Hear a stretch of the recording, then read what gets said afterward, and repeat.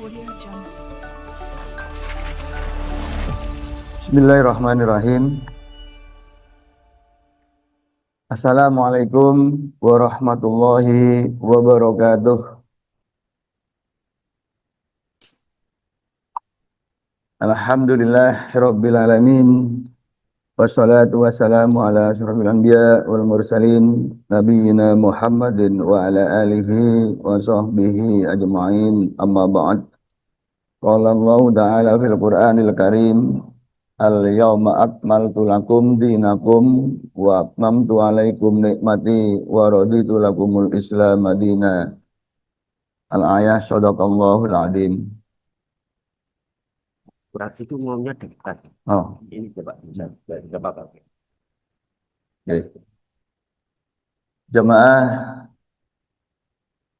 Masjid Baitul Muttaqin, kita lanjutkan ngaji kita pagi ini,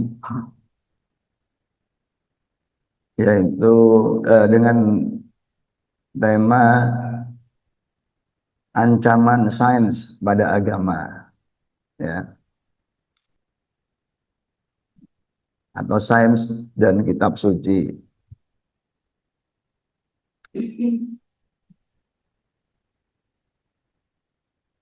Nah, sebentar, ini gambarnya hilang ya, backgroundnya. Enggak. Nanti yang lain gimana? Atau ini aja? Enggak. Heeh.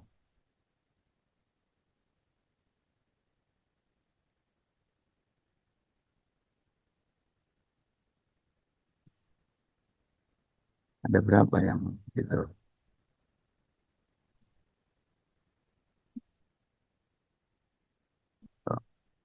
Oh, dia aja. Satu aja. Ya udah.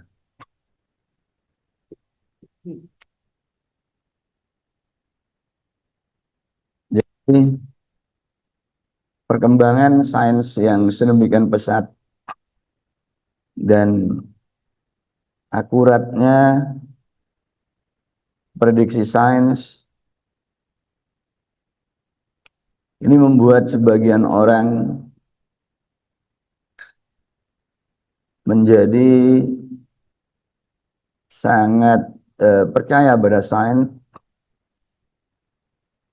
dan kemudian meninggalkan agama. Dan proses ini tentu juga dipicu oleh para tokoh-tokoh agama yang memang juga cenderung anti pada sains. Jadi ini kemudian menimbulkan sikap pada sebagian orang untuk anti agama. Nah, jadi seperti perkembangan sains, jadi diilustrasikan secara sederhana itu oleh sosok ilmuwan atau tepatnya fisikawan Yahudi Jerman. Jadi Einstein ini orang Jerman tapi berdarah Yahudi, begitu. Ini disebut sebagai ilmuwan terbesar abad 20. Karena sebuah teorinya yang menjadi landasan untuk menjelaskan jagat raya, yaitu teori relativitas umum. Nah, kemudian perkembangan yang lain itu adalah teori tentang atom yang sudah dipikirkan orang dalam catatan sejarah itu sejak abad keempat sebelum Masehi oleh Demokritus. Saat ini teori atom itu sedemikian jelimetnya, tapi prediksinya itu sedemikian akuratnya. Demikian juga dengan teori tentang molekul, ya. Bahkan kemudian sel terkecil dari makhluk hidup, DNA, yang kemudian bisa memahami perilaku makhluk hidup, ya. Nah, ini juga telah berkembang sedemikian rupa. Nah, bahkan teori tentang tumbuh kembangnya seorang janin, ya, di dalam rahim seorang ibu, itu telah teridentifikasi dengan amat sangat teliti, dengan amat sangat lengkap, ya. Nah, ini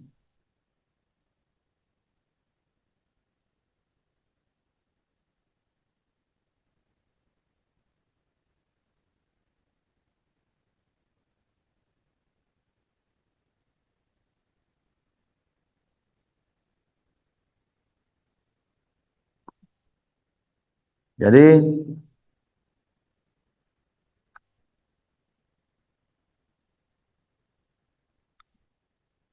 nah, kita sekarang seorang ibu, ya, keluarga muda itu akan tahu jenis kelamin calon putranya jauh sebelum sang bayi dilahirkan. Kita bisa datang ke rumah sakit untuk kemudian minta dicekkan, ya. Sehingga dengan demikian kita bisa mempersiapkan kambing untuk akikoh, ya, jauh sebelum bayi dilahirkan. Nah, itu. Jadi itu ilmu pengetahuan, bahkan kemudian rekayasa genetika, menghasilkan induk tanpa melalui proses pertemuan antara induk jantan dan induk betina, yaitu apa yang disebut dengan cloning. Nah, ini telah berkembang sedemikian rupa.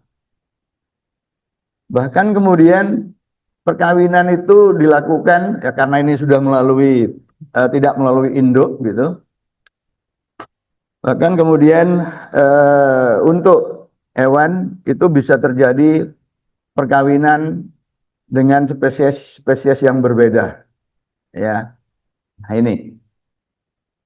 Bahkan barangkali ibu bapak kita pernah membaca bagaimana semangka itu sudah dibuat dengan bentuk yang bermacam-macam di Jepang, ya.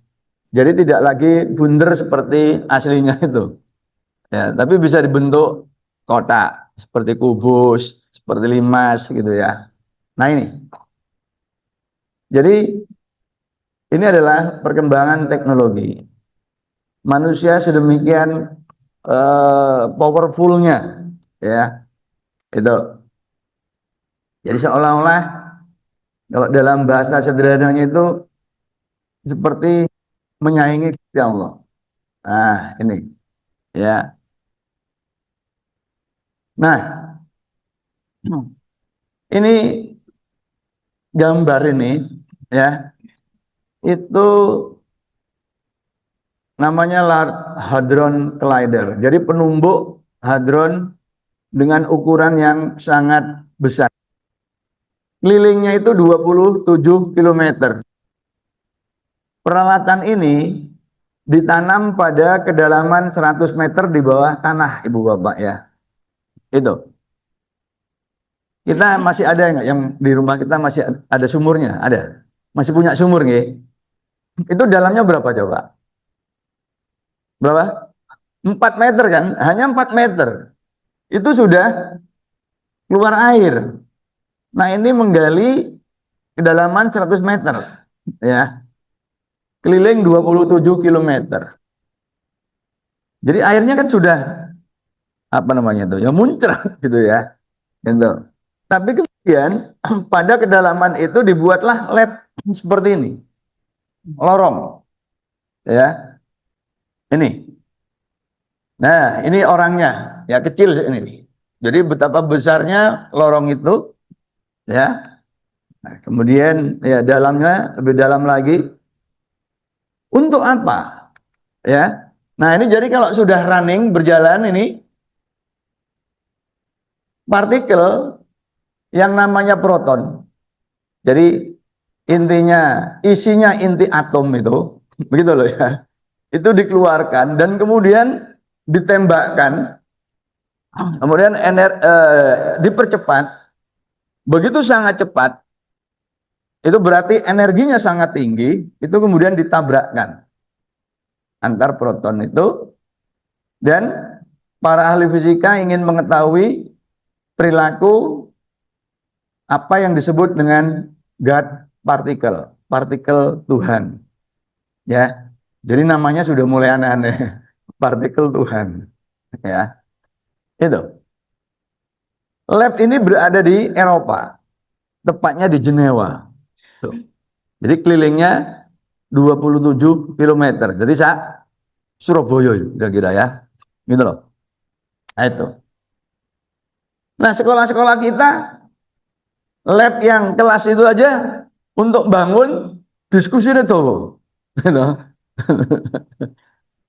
Wis mari diskusi golek sumbangane ya suwe.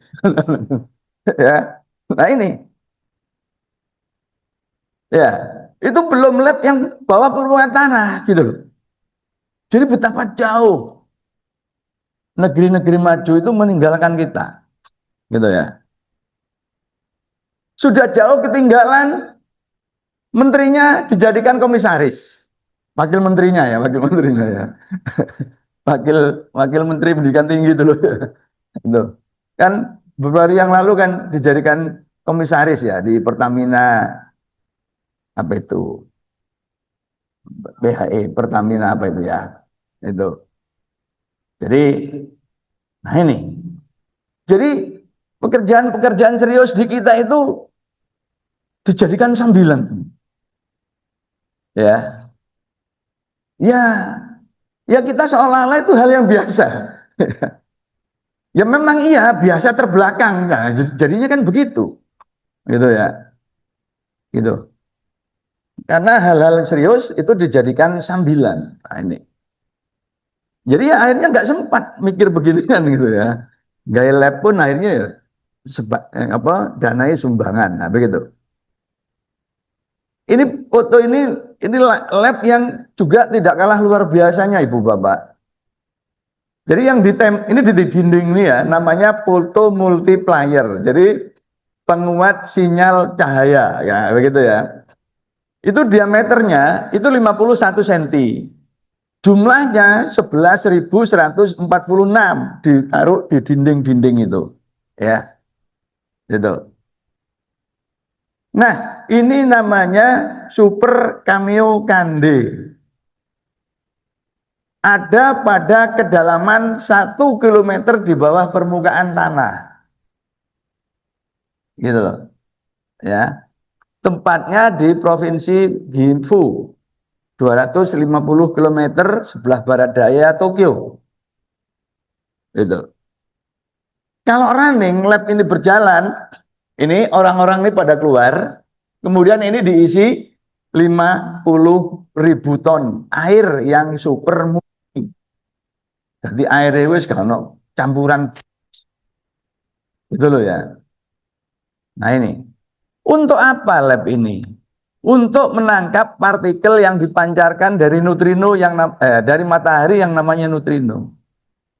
Partikel-partikel lainnya itu ditahan oleh lapisan buminya.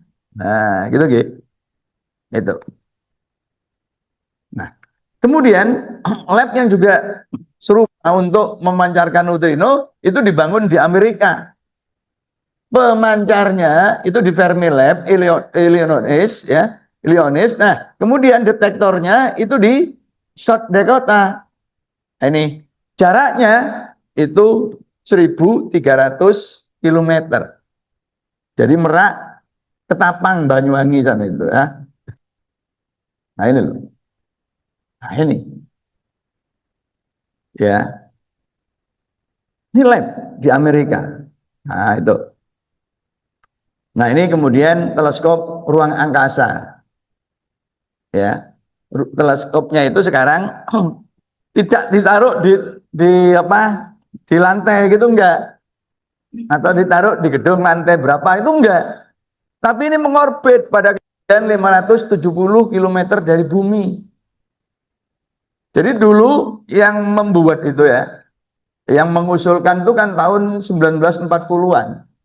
Ketika mengusulkan itu dibully, diajak, kamu akan tumbuh menjadi ilmuwan yang gagal gitu kan. Akan melihat kegagalanmu, begitu oleh teman-temannya itu. Karena punya ide membuat teleskop di ruang angkasa. Itu. Ya. Nah ini. Jadi pikiran-pikiran ilmuwan itu memang pikiran liar. Dan nggak boleh dikriminalisasi, gitu kan. Ya kalau ilmuwan dikriminalkan ya nggak berkembang ilmu pengetahuan. Itu. Ya. Belum apa-apa sudah dicurigai, belum apa-apa sudah diinterogasi, gitu kan? Ya. Nggak berkembang ilmu pengetahuan. Nah itu. Nah ini. Tapi akhirnya terwujud diorbitkan pada tahun 1990. Jadi ini dibangun dalam waktu 20 tahun. Melibatkan 10.000 ilmuwan dan insinyur di Amerika. Menghabiskan anggaran 2 miliar dolar. Jadi sekitar 32 triliun. Itu untuk sebuah teleskop. Nah, sekolah-sekolah kita yang ngaku unggulan, teleskop 10 juta nggak punya. Ya, mau beli rapat dulu, apa itu ya? Komite apa itu? Komite wali murid itu. Loh kok larang? Nah, rapat dibilang kok larang, nggak situ. Gitu ya. Nah itu. Jadi ini perkembangan sains di luar negeri. Nah, karena teleskop ini, kemudian 6 tahun kemudian, astronom itu nggak puas. Karena yang bisa dilihat oleh, ini namanya teleskop Hubble, itu hanya bisa memotret objek yang jauhnya 5 tahun cahaya, 5 miliar tahun cahaya. 5 miliar tahun cahaya itu artinya, ya, itu jarak yang ditempuh oleh cahaya selama 5 miliar tahun. Padahal jarak yang ditempuh cahaya selama 1 detik itu 300.000 kilometer. Jadi cahaya itu kalau bisa ngelilingi bumi Pak Gungi, dalam 1 detik itu muteri bumi ping pitu. Lah iki 5 miliar tahun. Ya. Lah iku ilmuwan saya gak puas. Itu loh ya. Itu ilmuwan saya gak puas. Sehingga kemudian 6 tahun kemudian, tahun 96, itu ilmuwan gawe sing luwih canggih lagi. Dan dibuatnya lebih lama lagi, 25 tahun. Baru diorbitkan itu 25 Desember 2021. Itu namanya teleskop James Webb. Kalau tadi itu hanya pada ketinggian 570 km, ini diorbitkan pada jarak 1,5 juta kilometer. Jadi 4 kali jarak bumi bulan. Gitu loh. Dan kemudian teleskop itu ya, arah lensanya ya diarahkan sesuai dengan keinginan para astronom di muka bumi, dikendalikan melalui komputer. Gitu loh ya. Nah ini. Ya, ini kemajuan ilmu pengetahuan di luar sana. Gitu. Sementara kita ini masih sibuk bagi-bagi jabatan. Masih diskusi tentang keaslian ijazah. Ruwet waktu kita ini. Gitu loh ya. Kapan serius mikire? Gitu kan. Jadinya begitu gitu. Ya. Nah ini. Ya. Nah, ini kemajuan yang ada di luar sana. Makanya kemudian sebagian orang nggak percaya lagi kepada tokoh-tokoh agama. Bulet masalahnya. Gitu loh ya. Nah itu. Nah ini. Teleskop Hubble-nya itu. Oke. Nah ini. Nih. Nah ini peluncuran yang James Webb itu. Ya, pagi hari di sana. Ya, di Prancis. Tapi Prancisnya bukan Prancis Eropa, yang di Amerika Selatan, Guyana, ya. Ini. Ini ditayangkan oleh TV pada waktu itu. Di kita jam 7 malam. Saya sempat lihat sebentar. Gitu ya. Nah ini. Ya. Karena ini lebih mahal lagi kalau tadi 2 miliar dolar, yang ini 10 miliar dolar. Jadi setara dengan 1 triliun. Ya, itu. Jadi sementara ditunda dhisik gawe IKN, ini tadi gawe iki ya. Ya. Teleskop sing canggih gitu loh. Ya. Nah, ini. Ya. Ini. Jadi untuk pengirimannya itu ya, itu diperlukan waktu 1 bulan untuk sampai ke orbitnya itu. Nah, ya, ya, gelap kan? Nah, itu. Oke. Nah, ini lensanya itu dilapisi emas. Lensanya itu. Nah, gitu ya. Ini pakai inframerah. Kalau James Webb tadi itu pakai cahaya tampak. Nah, ini yang dipotret itu hampir 3 kali lipatnya. Jadi 13 miliar tahun cahaya. Jadi hampir seusia dengan jagat raya itu sendiri. Sehingga dengan demikian, teleskop ini bisa memotret kejadian-kejadian awal penciptaan jagat raya. Gitu. Gitu loh. Ya. Nah, itu ilmu pengetahuan. Makanya kemudian orang percaya apa yang terjadi di awal jagat raya, orang percaya pada data-data ini kepada apa yang dijelaskan oleh para ustadz. Gitu loh sekarang. Lah ustadznya menggunakan dalil, kemudian diinterpretasi yang kadang-kadang menggelikan. Nah, gitu. Ya. Ya misalkan sampai sekarang orang masih berdebat bumi ini datar apa bunder, nah, gitu kan? Iya maka kemudian orang-orang nggak percaya pada ustadz-ustadz. Sejak hari gini, nah, gitu kan? Sik ngomong bumi datar, nah itu. Tapi ustadznya bersikuku, oh kon gitu kan? Karena nggak percaya pada bumi datar, lalu kafir. Dipikir-pikir daripada diskusi karo wong sing pikirane gak nutut, nah kemudian ilmuwan lari dari agama, gitu loh ya. Diajak diskusi kalah kemudian mengkafirkan, nah kan gitu. Ruwet, gitu. Ya, nah gitu loh. Nah, jadi ini ilustrasi luasnya jagat raya kita. Bumi sing gede, kalau ditaruh di sistem tata surya nyelempit nok gini. Sistem tata surya kita nyelempit nok galaksi Bima Sakti gitu ya. Bima Sakti nyelempit nok kumpulan galaksi. Nah, dan seterusnya. Makanya kita itu kalau sholat harus diawali dengan takbir. Itu artinya kita mengagumi Sang Pencipta karena kita itu sangat kecil, gak ketok di alam semesta itu. Mulojo. Apa namanya? Petakilan dulu ya. Ojo kemelinti, nah gitu. Ya, itu.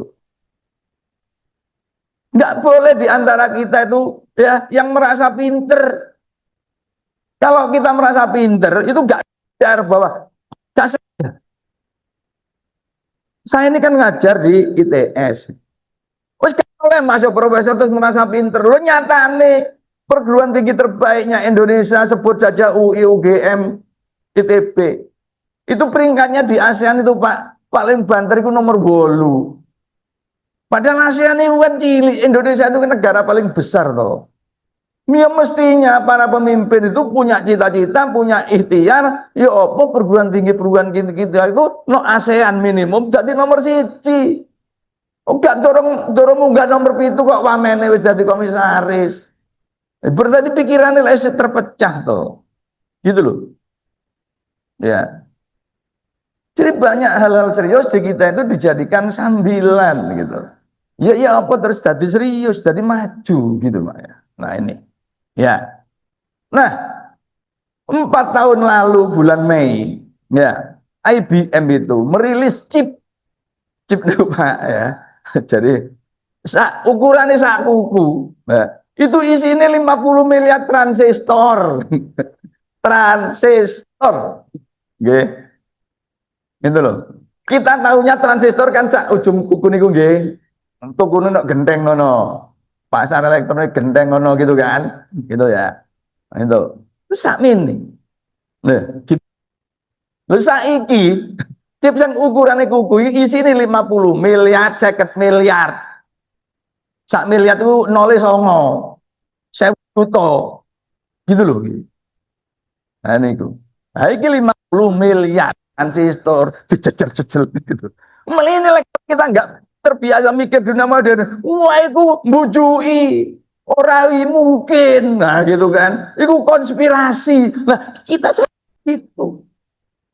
Makanya kemudian orang dunia ilmu itu jadi gak percaya pada kalangan agamawan. Gitu loh ya. Nah ini. Ini chip. Nah itu ya. Jadi piranti kita itu, ya HP kita itu loh ya. Chipnya itu kan isinya jutaan transistor Pak. Kayak gitu loh. Ya. Dulu ketika transistor pertama kali dibuat tahun 1947, transistor itu ukurannya sak kepalan tangan itu Pak. Jadi radio itu sak kamar, TV itu rong kamar ukurannya dulu itu, gitu loh. Ya, gede-gede. Tapi kemudian ya hukum Moore, Moore itu nama orang yang mengidentifikasi perkembangan transistor. Ternyata per 18 bulan ya industri itu bisa membuat transistor itu lebih kecil 2 kali Pak. Per 18 bulan. Makanya pola itu tetap sehingga disebut sebagai Moore. Jadi transistor itu per 12 bulan jadi cilik apa? Jadi separuhnya gitu loh Pak. Nah dari 1947 sampai saiki itu kan sudah 70 berapa? 47 ke sekarang 78 tahun. Jadi wes 2 pangkat berapa tadi ya? 2 pangkat 39 kecilnya itu. Jadi wajar kalau sekarang itu sak kuku ini 50. Lagi ini saya ngomong, gak mungkin, itu konspirasi. Oleh awakmu gak percaya, tutupen TV-mu, dolen HP-mu. Wong itu HP itu sudah contohnya kok, gitu loh ya. Tuh. Nah, ya. Nah, sekarang ChatGPT, AI. Wah, ngekei tugas, wah dikaro tau karo arek-arek kayak tugas cerita. Takon ae no AI. Ya, AI, guruku ngekei tugas aku ngene pertanyaane. Ya apa jawabannya? Itu dijawab Pak karo AI. Sampai 5 detik. Mari ngono jare guru. Wah, pirek muridku. Ya guru sing gak percaya no AI.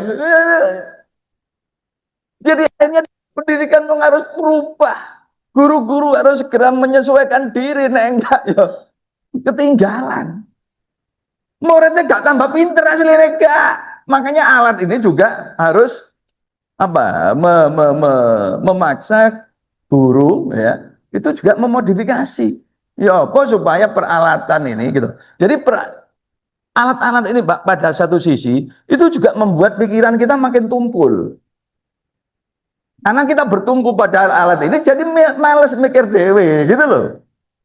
Makanya kalau supaya pikiran putra-putri kita maju Terus disesuaikan tugasnya iku kudu disesuaikno. Umpamane wis ngekek tugas, terus arek iku kudu nerangno nang ngarep kelas. Ah, lek ngarep kelas kan berarti mikir. Nek enggak tugas nu dikekno. Oh, iku kerjaane arek karo ngetik dedet terus tuh. Nah, gitu kan. Terus di copy paste gitu kan. Gitu nggih. Nah, di antara perkembangan itu wes suwe konflik antara agama dan sains nggih. Nah, itu tarik ulur. Bahkan kemudian ada buku yang ditulis oleh William Draper, History of the Conflict Between Religion and Science. Jadi konflik agama dan sains ini pancen wis suwe. Nah, gitu. Ya, itu. Di kita sing males akhirnya wis tinggalno sains itu. Itu. Nuwun sewu, Pak. Kula niki lek ndamel pondok sih. Gitu. Pondok niku wis bener. Tapi tahun lalu itu di drop. Ustadz dugi pusatnya. Nah, akhirnya pimpinan-pimpinan itu madul tenggulo. Gitu ya. Ini apa kapan itu dari pusat ngirim Ustadz yang kemudian ngajar kepada para santri itu, kalian untuk apa kalian belajar fisika dan matematik malam-malam gini? Nanti kalau kita meninggal gak ditanya matematik dan fisika. Loh, ya opo. Gitu loh ya.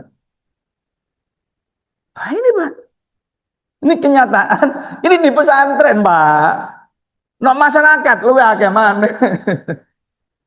Niku lho nggih. Niku kula pun suwe mulai sik cilik dhisik. Saiki ngedekno pesantren, pesantrennya memang pesantren sains, muridnya dikonokno. Gitu loh ya.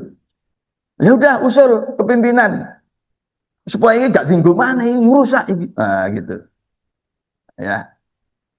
Nah, gitu, Pak.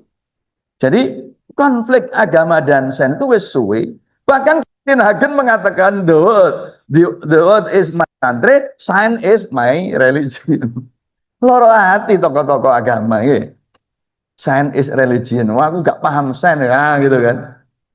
Berarti kan gak melok aku, gitu ya. Itu. Nah, ini ya bentuk pertentangan yang keras antara agama dan sains. Buku-buku tentang sains numpuk. Ya. Sementara wong-wong macane Quran tetep gitu. Iku pun ya artinya ya gak maca tapi gak paham artinya. Mula dadi salate cepet, Pak. Salah satu sing gawe salat cepet itu karena juga nggak paham artinya gitu. Padahal paham artinya ihdinas siratal mustaqim, ya Allah tunjuki kami jalan yang lurus. Iku nyuwun. Lek nyuwun iku gak pantes lek karo nyentak-nyentak, karo susu-susu gitu kan. Lek nyuwun ya sing alon, sing kalem, sing tenang, ngono lho. Nggih, gitu. Nah ini. Ya, jadi ini gimmicknya tuh begitu. Saya buku tentang saya numpuk sampai tower, sementara penjelasan tentang agama tetap wis kan berkembang gitu ya. Nah, ini. Jadi akhirnya orang bingung ya. Bencana alam. Nah, ya apa caranya agama dan sains? Nah, di satu sisi kita punya doktrin agama, di satu sisi kita punya sains, gitu kan? Itu. Ya. Makanya kemudian orang nggak percaya kok gempa banjir kok dihubung-hubungkan dengan azab, nah, kan gitu kan? Kan gitu yang terjadi di masyarakat kan? Gitu. Ya. Akhirnya orang nggak percaya pada agama. Karena yang mau menjelaskan itu langsung dalil, tidak ada penalarannya. Gitu loh ya. Nah itu konfliknya. Tuh. Padahal kalau dicermati dengan seksama, ya termasuk katalah gempa sekalipun, banjir sekalipun, ya itu tetap saja, gitu loh ya. Ada unsur-unsur seperti yang disebutkan oleh agama. Cuma semua ini harus dijelaskan dengan nalar yang bagus, dengan nalar yang runtut, gitu loh. Ya, tidak langsung dipotong iku kaken dosa. Gitu ya. Ya wong gak gelem nang ngene. Apa menerima penjelasan yang seperti ini gitu. Gitu ya. Nah ini. Jadi seperti gempa ketika Desember tahun berapa itu di Selat Sunda itu. Gitu loh. Itu harus dijelaskan, harus dilengkapi dengan data yang lengkap. Gitu. Kenapa tsunami? Tsunami itu menyapu orang-orang yang di situ menutup tahun dengan pesta-pesta, gitu loh ya. Itu joget-joget dengan yang bukan mahramnya. Sementara di dekat situ ada sekumpulan anak ya yang mendapat beasiswa tahfidz untuk studi lanjut di Turki. Nah, gitu kan. Tapi kenapa air tsunami itu bisa milih? Nah, gitu ya. Bisa milih korban maksud saya ya. Nah itu kan nggak rasional. Itu nggak logis, tapi itu terjadi. Nah itu yang perlu dijelaskan, gitu ya. Iya, memang perlu data, perlu mikir rodok serius, gitu loh, gitu. Nah akibatnya apa? Ya, nah sebentar ya. Nah maka tokoh-tokoh agama merasa perlu untuk melakukan apa namanya ya revitalisasi terhadap ajaran-ajaran agama. Nanti kok Pak. Oke. Nah, jadi yang pertama yang sebelah ini itu ditulis oleh Maurice Bucaille, dokter bedah dari Prancis. Bukan muslim ya, tapi mengkaji ini kemudian tulis ini. Ya, kabarnya kemudian menjadi mu'alaf. Ini dokter Zakir Naik yang sekarang hari-hari ini tuh ada di Indonesia dan ditolak di, di beberapa tempat. Jadi kita itu yaitu tadi tempat kita kan bisa menjelaskan hal yang bisa dijelaskan oleh Dokter Zakir Naik kan gitu. Ya sudah karena nggak bisa ya kita mengundang orang yang bisa kan gitu. Kalau zaman saya dulu SMP itu ada Kiai Bahaudin dari Sumeneb. Itu kan apal yang namanya Injil. Gitu loh. Makanya kalau berdebat dengan orang-orang Nasrani, pasti menang. Wapal beliau itu. Gitu loh. Ada orang-orang seperti itu. Ya. Nah, Kiai Bahaudin itu kan dari keluarga kita. Saya pernah hadir di tempat beliau itu. Nah, cucunya itu kan Profesor Mahmud Zaki ya dari fisika ITS itu gitu loh ya itu dari Muhammadiyah nah, itu ya kayak Bahaudin itu gitu. Saya ingat dulu ketika SMP itu beliau sangat terkenal hafal yang namanya Injil itu sehafal Al-Quran gitu loh ya nah ini ya nah ini buku saya Pak G ya nah buku saya nih Pak G tahun 2014 dipamerkan Pak di pasar buku terbesar di dunia di Frankfurt gitu loh ya di Jerman nggak banyak buku orang Indonesia yang bisa tembus ke situ nggak bisa kalau nggak keren bukunya ya untuk kayak Didik lah gitu gitu mosok cerita sing liyane tok gitu ini buku apa ya nah lagi ya dan ini yang kemudian yaitu tadi mempercepat apa keberadaan Rensan itu karena kemudian banyak orang menuntut gitu loh ya menuntut saya ya supaya melakukan kaderisasi gitu ya cepet cepet cepet lambat kan cepat lambat maaf kan kita semua pasti meninggal gitu kan nah Ustadz sudah nyiapkan nggak kadernya begitu di beberapa tempat itu ya di Medan di Jakarta di Malang itu ada ungkapan yang seperti itu nah kebokso nggak pesantren sains itu. Nah, gitu loh, Ge. Nah, itu ya. Nah, bukan hanya kalangan Islam, Pak, ya. Jadi kita ini oleh orang yang nggak suka, itu kan kemudian pembahasan ini kan disebut dinyinyiri dengan istilah cocokologi. Loh, saya selalu mengatakan apa salahnya dengan cocokologi? Apa salahnya? Uang cocokologi ku mesti ngaji. Gak mungkin gak ngaji. Lo gak ngaji kok iso nyocokno kan gak mungkin toh. Minimum ngaji timbangannya awakmu gak ngaji blas. Nah gitu loh. Minimum mereka dua pahala karena ngaji. Kemudian yang kedua melakukan ikhtiar. Mencari apa? Mencari kesesuaian. Lu ngono kok sik dinyinyiri gitu loh. Itu kan Islam fobia gitu. Saya selalu membela gitu ya. Ikhtiar yang namanya Islamisasi sekalipun itu kan bagi tokoh-tokoh sing ilmune wis dhuwur, sing tuh mulainya ya dengan cara nempel-nempel, nggak apa-apa sah itu. Gitu loh. Nah, gitu nggih. Nah, lagian orang yang begitu tadi itu ya, itu juga kurang baca gitu ya. Kurang gaul, kurang luas bacanya. Karena apa? Karena peristiwa itu tidak hanya terjadi di Islam, di agama lain pun yang juga sama-sama merasa terancam oleh perkembangan ilmu pengetahuan, tokoh agamanya merasa perlu untuk mengaktualisasi ajaran agamanya, ajaran kitab sucinya. Ini di kalangan umat Hindu coba. Vedic Fisik, Fisika Weda, Weda itu nama kitab sucinya, Pak. Jadi seperti Quranic Fisik, nah kira-kira begitu loh dalam Islam. Itu modern fisik and Vedanta, modern fisik and Quran. Nah, gitu kok dalam Islam, gitu loh. Ya, ini orang Hindu. Bahkan yang terlibat itu pemenang Nobel. Nah, kita kan enggak. Jadi kita sebenarnya juga ketinggalan dalam urusan ini. Itu Hindu. Kristen sama Kristen ini, Pak. Ini.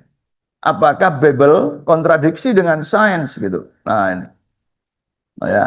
Mereka adakan, bahkan mereka kegiatannya dalam acara-acara TV gitu ya. Nah ini, nah itu ya, itu. Jadi selain buku, mereka manfaatkan media itu. Supaya apa? Supaya orang mau kembali pada Kristen, pada gitu. Jadi ini bukan hanya terjadi pada lingkungan umat Islam, Pak, tapi juga di agama yang lain. Nah, kesamaannya kitab-kitab suci itu Weda, Bible, Quran itu ketemu kalau membahas yang kelahiran jagat raya, Pak. Tuh, nggih. Itu ada kesamaan. Ya, Genesis itu ada kesamaan ya. Nah, ini. Jadi tentang kejadian alam semesta, evolusi jagat raya gitu, gitu. Itu ada kesamaan. Tetapi Quran ya ada beberapa yang ada di Quran tidak ada di kitab suci yang lain ya. Karena apa? Karena keaslian teks dalam Quran yang masih dalam bahasa Arab. Ya. Nah ini. Nah, contohnya nggih. Nah, ini contoh ini sebagai penutup. Di dalam Quran Pak nggih, ini rahasia angka atau mukjizat angka, mukjizat Quran, mukjizat ilmiah ya. Nah ini Pak. Bismillahirrahmanirrahim niki nggih. Kalau kita preteli ayatnya ono hurufnya ono 19. Gitu loh ya. Ono 19. Gitu. Ternyata di dalam Quran itu banyak ya kata yang jumlahnya itu kelipatan dari 19. Apa itu 19? 19 itu angka siji karo 9. Angka paling cilik karo paling gede gitu kan. Nah, gitu loh ya. Tuh. Nah, terus apa paling cilik paling gede? Disebut dalam Quran Pak alaiha tis'a asyar. Di atasnya ada 19. Biasanya kemudian di Quran dikurung malaikat. Jadi nuburi ono 19 malaikat. Ini ada di surat apa, Pak? Surat ke-74. Ya, itu. Nah, 19 ini ono di surat ke-74 surah Al-Mudatsir. Ya. Nah, kemudian katakanlah tadi apa? Cocokologi, ya. Kotak, gatik, gaduk, gitu kan ya. 19 karo 74 lek digadukno dadi 1974 atau 7419 kan gitu. Ya. Tapi kan yo mikir wong kita mikir, wis iki. Karena tahun iki Dr. Rasilah Abdullah Rasyid itu yang melakukan semacam penelitian tahun ini gitu loh. Ya, pas tahun nih, tahun 1974. Iku tahun nih Masehi. Oke nih dua kalender yang jenenge kalender Hijriah. Nah, pada tahun 1974 itu berbarengan dengan tahun 1000 ya kombinasinya ini ya. Tapi sementara pilih dulu ini, gitu kan? 1974. Gitu ada. Tahun 1974 tahun Hijriahnya itu 1393. Ngitung-ngitung kok kapan? Tahun 0 itu kapan? Ketika Rasulullah hijrah dari Mekah ke Madinah. Gitu. Nah, Rasulullah itu menerima wahyu pertama kali di Mekah, kan gitu. 13 tahun sebelum hijrah, kan gitu nggih? Gitu loh. Karena setelah 13 tahun dakwah di Mekah, Rasulullah diperintahkan untuk hijrah. Jadi artinya wahyu pertama ya Iqra bismi rabbikal ladzi khalaq ya 5 ayat itu turun 13 tahun sebelum hijrah. Berarti berapa tahun sebelum ini dilakukan? Ya 13 tambah 1393 gitu kan? Iya. Nah, gitu. Nah, gitu loh ya. Jadi kalau begitu berapa tahun ayat itu? Ya, berarti 1406. Gitu loh ya. Ya. Nah, menariknya Ibu Bapak, 1406 itu nek dibagi 19 ketemu deh 74. 19 iku mau alaiha tis'a asyara 74 iku mau surat 74. Gitu loh. Apakah ini kebetulan wa ma tasqutu min waraqatin illa ya'lamuha. Bahkan selembar daun yang jatuh di muka bumi tidak mungkin terjadi tanpa sepengetahuan Gusti Allah. Ini pun juga nggak mungkin tanpa sepengetahuan Gusti Allah. Nah, gitu loh. Ya. Jadi nggak ada yang sifatnya kebetulan. Nah, itu. Ini Pak, ya, nah yang seperti ini nggak ada di kitab yang lain, itu loh ya. Detail-detail seperti ini, misalkan jumlah lafal Allah di dalam surat Al-Hadid, itu kan jumlahnya 6 lekor. 6 lekor itu apa? Nomor atom besi. Yang detail seperti ini nggak ada. Tapi untuk yang cerita kejadian jagat raya di Bible, Weda, Quran itu mirip-mirip gitu loh ya. Tapi untuk kelebihan kita di detail dan ini terkait dengan keaslian kitab suci kita. Nah, gitu loh, asli Pak, asli. Jadi nggak usah diminta untuk diperlihatkan aslinya, wong wis asli gitu ya. Nah itu ya, jadi itu, oke. Nah ini Pak, oke. Nah jadi ya itulah keutamaan keaslian kitab suci kita. Itu tadi salah satu contoh, banyak sekali contoh ya di dalam buku saya itu ada 800 ayat alam ya. Nah itu dan itu sudah saya wujudkan dalam bentuk pesantren sains yang insya Allah ke depan ini akan banyak bertumbuhan pesantren sains yang istilahnya itu pesantren yang menyesuaikan dengan kondisi perkembangan sains. Insya Allah Jumat sampai dengan Ahad saya akan mentraining calon guru pesantren sains baru yang ada di Bandung ya itu. Nah, yang memerintahkan gurunya, pesantrennya dijadikan seperti Trensan itu Pak Menteri Pendidikan Tinggi. Nah, tiru aja itu Trensan, gitu, nah, itu, ya. Supaya dengan perkembangan sains ini nggak lepas dari ini, gitu, nah itu. Jadi revitalisasi agama di abad modern, ya mukjizat ilmiah itu bisa kita lihat di kitab suci, gitu ya. Tapi Al-Quran lebih detail, ya khususnya dengan teks-teks aslinya yang terjaga sampai sekarang. Jadi usaha-usaha pemalsuan itu akan langsung diketahui, gitu loh ya, tanpa harus melibatkan pengadilan. Nah, gitu ya. Gitu ya. Nggak perlu ada korban-korban yang di penjara. Gitu Bang G. Jadi itulah perkembangan sains yang mengancam agama-agama, maka tokoh-tokoh agama nggak boleh kemudian menutup mata dari perkembangan ini. Islam itu sempurna, maka jangan kemudian kita reduksi. Nah, selama ini kan agama Islam itu kita reduksi seolah-olah bahwa Islam itu hanya masalah fikih, masalah hukum, dan masalah tasawuf. Gitu loh. Padahal sekali lagi universitas pertama di muka bumi yang didirikan pada tahun 859 di daerah Maroko sana itu dari dunia Islam. Bahkan yang mendirikan itu ibu-ibu Fatimah Al-Ihli. Gitu loh, Ge. Nah itu. Nah, jadi perguruan tinggi pertama, universitas pertama di muka bumi itu jauh sebelum Bologna, jauh sebelum Oxford. Setelah itu kemudian Al-Azhar. Jadi dua perguruan tinggi pertama di muka bumi itu ada di dunia Islam. Mari kita bangkit, bangkit, bangkit, bangkit. Ya, gitu loh. Ya.